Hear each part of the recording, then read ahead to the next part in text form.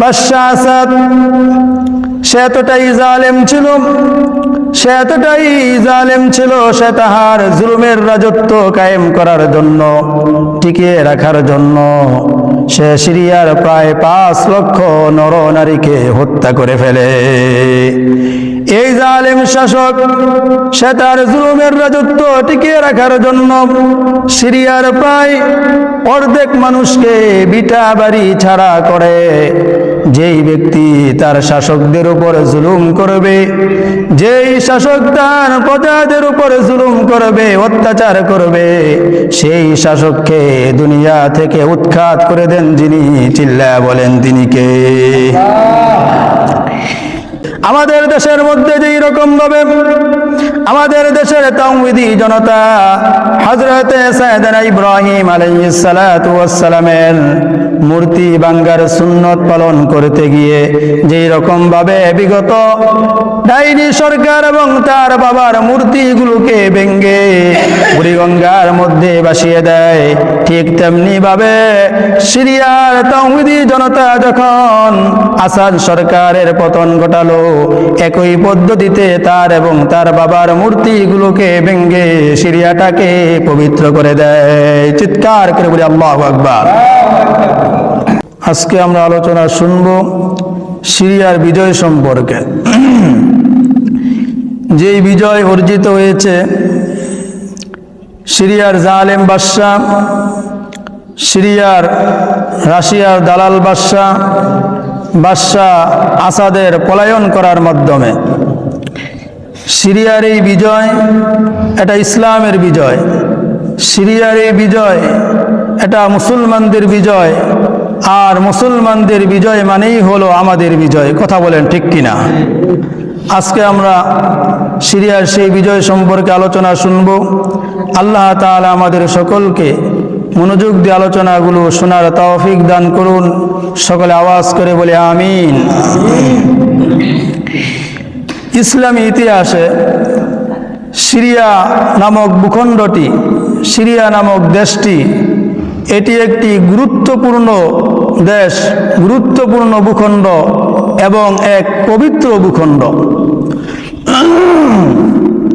কারণ হলো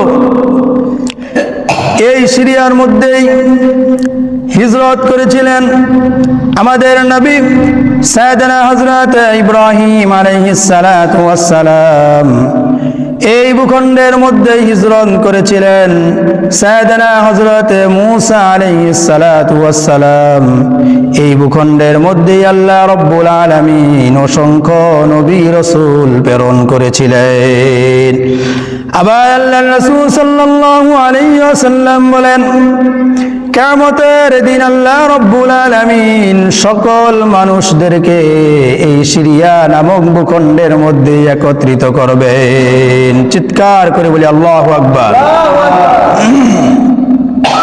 আবার এই সিরিয়া সম্পর্কে আল্লাহর রাসূল সাল্লাল্লাহু আলাইহি ওয়াসাল্লাম অসংখ্য ভবিষ্যৎবাণী করেছেন।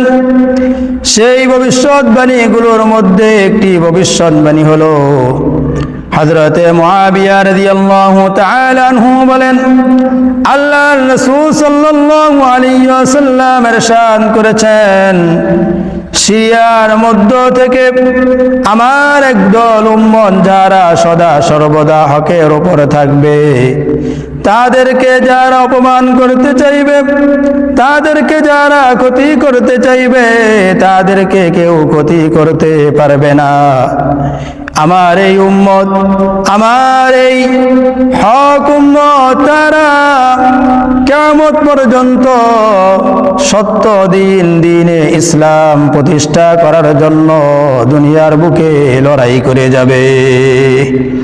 আল্লাহর রাসূল সাল্লাল্লাহু আলাইহি ওয়াসাল্লামের 1400 বছর পূর্বে করাই ভবিষ্যৎবাণী গত জালেম শাসক, রাশিয়ার দালাল শাসক আসাদ শাসকের পতনের মাধ্যমে, পলায়ন করার মাধ্যমে বাস্তব হয়ে গেল। চিৎকার করে বলি সুবহানাল্লাহ। এই বাদশা আসাদ সে এতটাই জালেম ছিল, সে এতটাই জালেম ছিল, সে তাহার জুলুমের রাজত্ব কায়েম করার জন্য, টিকিয়ে রাখার জন্য সে সিরিয়ার প্রায় 5 লক্ষ নরনারীকে হত্যা করে ফেলে। এই জালেম শাসক সে তার জুলুমের রাজত্ব টিকিয়ে রাখার জন্য সিরিয়ার প্রায় অর্ধেক মানুষকে বিটা বাড়ি ছাড়া করে। যেই ব্যক্তি তার শাসকদের উপর জুলুম করবে, যেই শাসক তার প্রজাদের উপর জুলুম করবে, অত্যাচার করবে, সেই শাসককে দুনিয়া থেকে উৎখাত করে দেন যিনি। চিল্লায়া বলেন তিনি কে? তাহার জুলুমের সীমা এতটাই বেশি ছিল,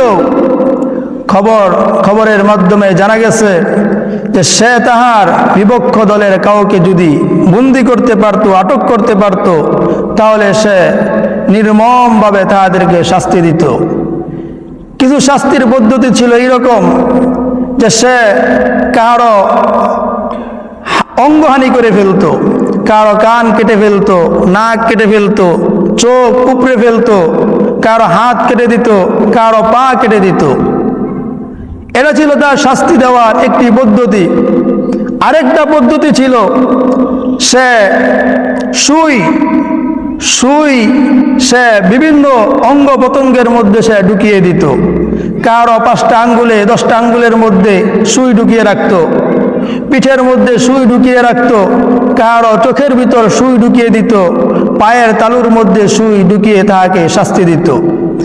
আরেকটা শাস্তির পদ্ধতি ছিল এইরকম যে তক্তা, যেটাকে আপনার বাঁকা করা যায়, এরকম তক্তার মধ্যে, মজবুত একটা তক্তার মধ্যে তাহাকে উপর করে বেঁধে সেই তক্তাটাকে উভয় দিক থেকে এমনভাবে চাপ দিত, এই চাপ দেওয়ার কারণে তার মেরুদণ্ডের মধ্যে গিয়ে এমন আঘাত পড়ত যে আঘাত অসহ্যকর এক আঘাত ছিল, কষ্টদায়ক ছিল। এইভাবে সে সিরিয়ার মধ্যে তার জুলুমের রাজত্ব সে কায়েম করেছিল। এই জালেম শাসক থেকে আল্লাহ রব্বুল আলামিন আমাদের পবিত্র ভূমি সিরিয়া ভূমিকে আল্লাহ তাআলা হেফাজত করেছেন। সকলে চিৎকার করে একবার বলে আলহামদুলিল্লাহ। আমাদের বাংলাদেশের মধ্যে যেই রকম ভাবে আমাদের বিগত জালেম সরকার, দালাল সরকার, ডাইনি সরকার, ভারতের দালাল সরকার, হাসিনা সরকার যেই রকম ভাবে আমাদের দেশের মধ্যে তার এবং তার বাবার মূর্তি বানিয়ে সারা দেশটাকে ভরে ফেলেছিল, ঠিক একইভাবে এই আসাদ সরকার সেও তার এবং তার বাবার মূর্তি বানিয়ে সারা সিরিয়ার পবিত্র ভূমিটাকে নাপাক করে রেখেছিল।